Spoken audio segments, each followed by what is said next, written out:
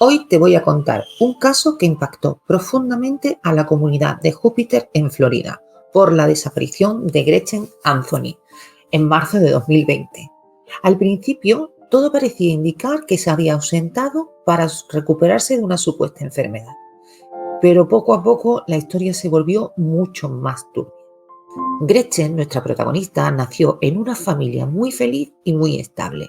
Estaba súper unida a sus padres y a sus hermanos. En 2008 tuvo a su única hija, Ava, fruto del matrimonio con Jeff.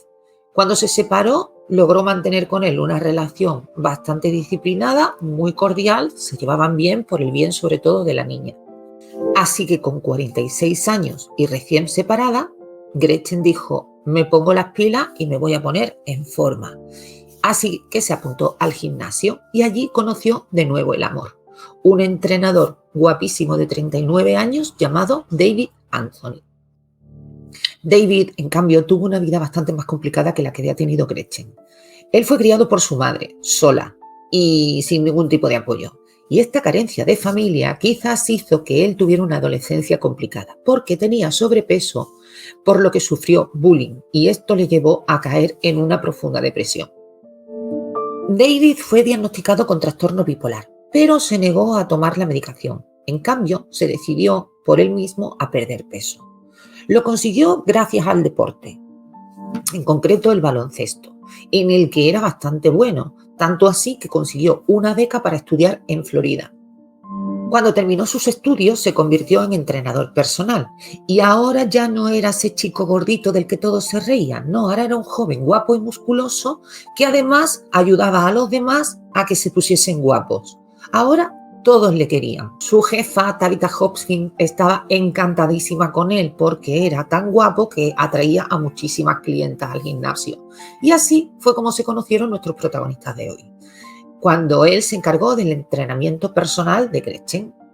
Rápidamente se enamoraron y hacían todo juntos, sobre todo actividades deportivas, y se casaron en 2015, tomaron la decisión de darse el si quiero en la mítica capilla de Elvis, en Las Vegas. Pasaron 2 años de matrimonio y aquello era un cuento de hadas. De hecho, una amiga de Gretchen, Kelly, decía que era evidente la química que había entre ellos y que era la pareja más bonita y más unida que había visto en su vida. Y lo que era una vida de ensueño se convirtió poco a poco en una pesadilla. David se fue volviendo cada vez más controlador y le hablaba realmente mal, la trataba muy mal a ella. Tenía comportamientos muy erráticos y eso realmente a ella la asustaba. Por ejemplo, en 2018 se obsesionó con la idea del fin del mundo y sin mediar palabra ni decirle nada a su mujer, cargó su camioneta con un montón de cosas y se fue unos días. Esto no era normal. Algo no iba bien en David. Gretchen lo apoyaba en todo lo que podía. Estaba siempre a su lado, intentaba tenerlo todo lo controlado que podía. Pero todo tiene un límite y la paciencia de ella también. Así que en 2019 ya le confesó a una amiga que la relación no podía seguir. Para ella todo había terminado. 4 años de matrimonio, que 2 de ellos habían sido muy buenos, pero otros 2 una auténtica pesadilla. Y ella decía: si David no se quiere a sí mismo, no va a poder quererme a mí nunca. Así que por ella todo había terminado. Todo fue a peor y el comportamiento raro de David iba cada vez a más. Tanto es así que ella llegó a encerrarse con llave dentro de su propia casa porque no se sentía segura. Pero David no solamente estaba descuidando su matrimonio, sino que también descuidaba el trabajo. Llegaba tarde normalmente, se comportaba súper grosero, sobre todo con mujeres, y su jefa ya lo había despedido un par de veces. Lo que pasa es que luego se apiadaba de él y lo readmitía.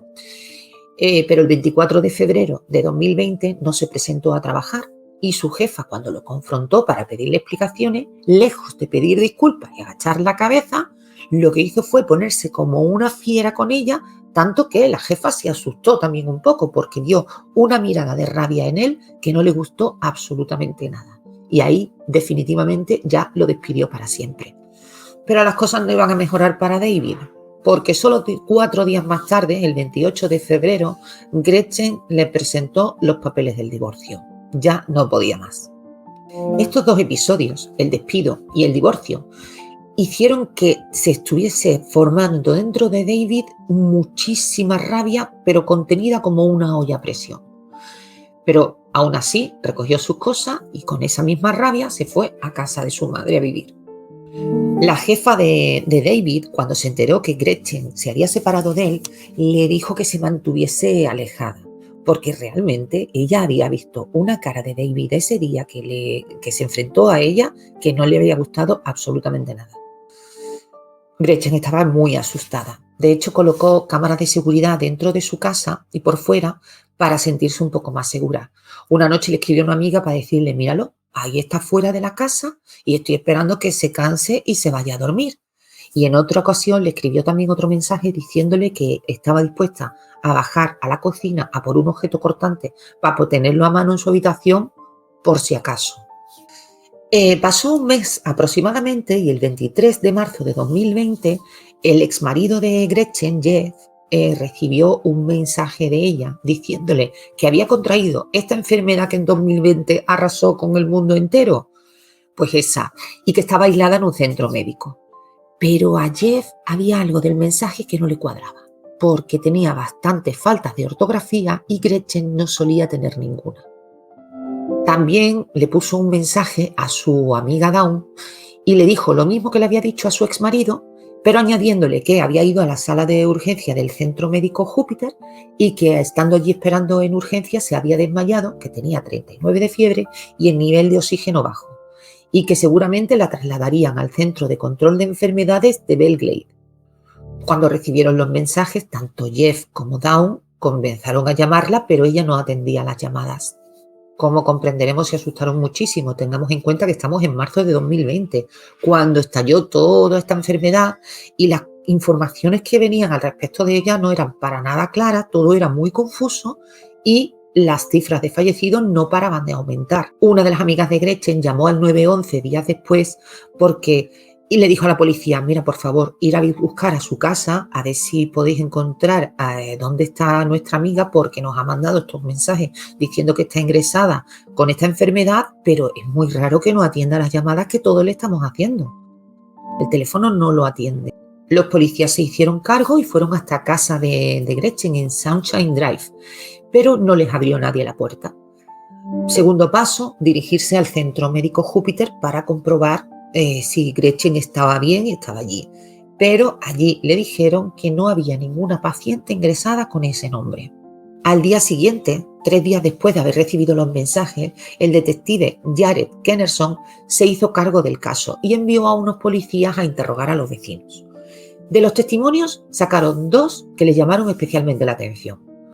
Uno de ellos les dijo que el sábado 21 por la mañana, sobre las 6 de la mañana, escuchó los gritos de una mujer que parecía que estaba siendo atacada y le pedía a su agresor que parase. Que aquí voy a hacer un inciso que, bueno, y el vecino no se le ocurre llamar a la policía ni auxiliar a esa mujer ni nada. Pues no, esperó que llegara la policía y le preguntara. Y el segundo testimonio, otro que dice que iba paseando por la calle y vio como por debajo de la puerta del garaje de Gretchen salía un montón de agua con jabón como si alguien hubiera estado limpiando a fondo, ¿no? Bueno, llegados a este punto, la policía ya comenzaba a sospechar que no estaban buscando a un paciente de una enfermedad perdido en un hospital con tanta confusión con esa enfermedad en esos primeros días, sino que estaban buscando a alguien desaparecido en otras circunstancias. Tomaron la decisión de entrar al garaje de Gretchen forzando la puerta y allí se encontraron un fuerte olor a lejía y cuando entraron en la vivienda vieron que las cámaras de seguridad del interior habían sido arrancadas. Además, había pequeños trozos de cristal sobre la cama, manchas pequeñitas rojas en la pared y ropa manchada de rojo dentro de la lavadora. A pesar de que a la policía le habían dicho que ahí en el centro médico Júpiter no había ninguna paciente con el nombre de Gretchen Anthony, ellos de todas formas se desplazaron hasta el centro médico para inspeccionar. Cuando llegaron allí vieron que estaba aparcado el coche de ella en el aparcamiento. Lo revisaron y todavía se preocuparon un poco más porque se dieron cuenta de que estaba dentro la cartera de ella. Y estamos todos de acuerdo que no es normal bajarte del coche dejándote la cartera dentro. Días más tarde revisaron las cámaras de seguridad del centro de salud y vieron cómo venía el coche de Gretchen, aparcaba, pero no se bajaba ella del vehículo, sino un hombre alto y fuerte. En base a lo que Gretchen le había puesto en el mensaje a su amiga Dawn de que probablemente la trasladarían al Centro de Control de Enfermedades de Belgrade, fueron también a investigar. Pero se dieron cuenta, sorprendentemente, en la investigación, de que ese centro al que hacía alusión en ese mensaje ni siquiera existía. Y revisando las cámaras de seguridad del vecindario, vieron la camioneta de David aparcado en una calle cercana, con una lona de color claro en la parte trasera. Con todo esto, David se convirtió en el principal sospechoso de la desaparición de Gretchen. Pues los investigadores se pusieron manos a la obra y a la primera persona que interrogaron fue a la madre de David. Ella les dijo a la mujer que su hijo estaba enfermo por esta enfermedad, que le había dicho que estaba contagiado y que para no afectarla a ella se iba unos días a Costa Rica, así que el día 24 de marzo se había marchado con su perro. A ver, David no se ocultó mucho en su ida, no fue precisamente discreto, porque se dirigió hasta una joyería para vender las joyas de Gretchen. Al joyero le dijo que estaba vendiendo las joyas de un familiar que había fallecido por esta enfermedad. La policía hizo un rastreo del teléfono de Gretchen, que coincidía con el itinerario que iba teniendo el teléfono de David. Averiguaron que se movían a la vez y esto podía significar que había la posibilidad de que Gretchen siguiera aún con vida. Pero ellos se inclinaban más a pensar que no por las evidencias encontradas en la casa de líquido rojo. El 27 de marzo el teléfono lo localizaron en Texas y al día siguiente en Nuevo México. A pesar de que las cámaras habían sido arrancadas de la pared, la policía logró recuperar la información de la nube. Y en ella se veía en el patio de Gretchen un hombre que deambulaba por el patio, vestido con ropa deportiva. Entonces, en un momento dado, se va para ella, le tapa la boca y la arrastra hasta el garaje. Y en un momento dado, se ve cómo sale en primer plano su cara en la cámara porque es cuando la está arrancando. Y ahí no había ninguna duda, el rostro inequívocamente era de David. En la grabación se oye claramente como Gretchen desesperada le pide a Alexa que llame al 911, pero desafortunadamente el aparato no estaba configurado para esa opción. Pues con todo esto la policía ya tenía más que suficiente para detenerlo y ahora solo quedaba encontrarlo. Y como ya digo, no era demasiado discreto, parecía que no se escondía y el 31 de marzo lo encontraron paseando tranquilamente con su perro por Nuevo México. Ahora os voy a leer el diálogo que tuvo con el detective que se encargó de su detención. David le dice, ¿por qué me detienen? Y el detective le contesta, ¿perdón? Dice David, ¿por qué? Y el detective le contesta, homicidio. David pregunta, ¿de quién? Y le dice el detective, ¿de quién cree usted? Dice David, no lo sé, por eso pregunto.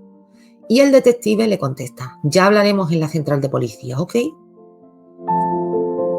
Bueno, pues ya tenían a David bajo arresto y ahora quedaba lo más importante, encontrar el cuerpo de Gretchen. Rápidamente la policía se dio cuenta de que no iba a ser tarea fácil porque David se inventaba unas historias extraordinarias para librarse de la culpa y no confesar. Él dijo en un principio que habían ido los dos, cada uno en un coche, pero siguiéndose el uno al otro, porque ella resulta que había descubierto actividades ilegales en la empresa donde trabajaba y había decidido huir. Y entonces por eso ahora no la encontraban, porque ella había decidido huir porque la empresa estaba haciendo actividades ilegales. Y os voy a relatar un diálogo que tuvieron el detective Sanders, el detective Kennerson y David cuando lo estaban interrogando. Dice el detective Sanders, tú tenías su teléfono, tú enviaste esos mensajes y aparcaste el coche en el aparcamiento del centro médico de Júpiter. Lo sabemos porque apareces en el vídeo de las cámaras de seguridad del parking. Y le añade el otro detective, Kennerson, David, tenemos toda la información. Y David les contesta, ella me hizo hacerlo. Después Sanders le dice, le tapaste la boca y la arrastraste dentro del garaje. Y Kennerson le dice, está en el vídeo, David. Y David contesta la sorprendente frase de, ella está viva. Esta actitud era frustrante tanto para la policía como para la familia porque sabían perfectamente que estaba mintiendo, pero no paraba de repetir que Gretchen estaba viva. Y no solamente lo dijo una vez de pasada, sino que lo repitió al menos en 35 ocasiones durante el interrogatorio.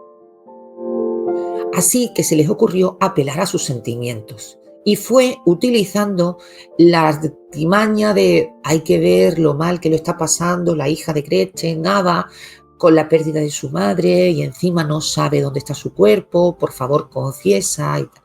Y ahí fue donde David por primera vez mostró algo de sentimiento, pero no fue lo suficiente. No fue lo suficiente porque se mantuvo firme y no confesó y no dijo nada. Los agentes estaban desesperados. Era como si estuviesen dándose continuamente contra un muro porque no avanzaban. De hecho, terminó el interrogatorio con una altanería tremenda diciendo: no hay un vídeo donde yo aparezca quitándole la vida. El problema era grande porque a pesar de todas las evidencias que tenían en el juicio sin el cuerpo de Gretchen, podría ser absuelto, así que solo les quedaba la desagradable opción de negociar con él. Y así fue. La angustia de la familia sin saber dónde estaba su querida Gretchen duró hasta diciembre de ese año, cuando el fiscal pactó con él una condena de 38 años que incluía admitirse culpable y decir, por supuesto, dónde se encontraba el cuerpo. David aceptó y pudieron por fin recuperar el cuerpo de la pobre Gretchen detrás de un centro comercial relativamente cerca de su casa. Cuando los forenses hicieron la autopsia, revelaron que Gretchen había sido atacada con objeto cortante en cuello y torso y que había luchado hasta su último aliento con todas sus fuerzas, la pobre mía. En el juicio, David divagó con gilipolleces en torno al Armagedón y llorando, recordando a Gretchen, que era una gran mujer. Evidentemente nadie le creyó, no conmovió a nadie y fue sentenciado a los 38 años de prisión pactados con el fiscal sin posibilidad de salir hasta que tenga 81 años.